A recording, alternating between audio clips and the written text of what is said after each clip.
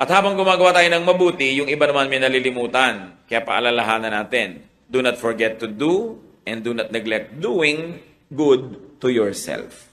Kasali ka, kapatid, sa gagawan mo rin ng mabuti. Yung iba ang buti-buting anak, ibinigay na lahat sa magulang. Ang buti-buting kapatid, ibinigay lahat sa kapatid. Pero pag tiningnan mo siya, mukha siyang naghihingalong tipaklong kasi hindi siya kumakain ng masarap, hindi siya nagbibihis ng maganda, wala na siyang fun, wala siyang pasyal. Hindi yon. Dahil ang sabi sa Mark 12:31, love others as much as you love yourself. So what is the presumption here? That you love yourself. And it's not bad. God likes you to love yourself. Because you are not your own. You are God's.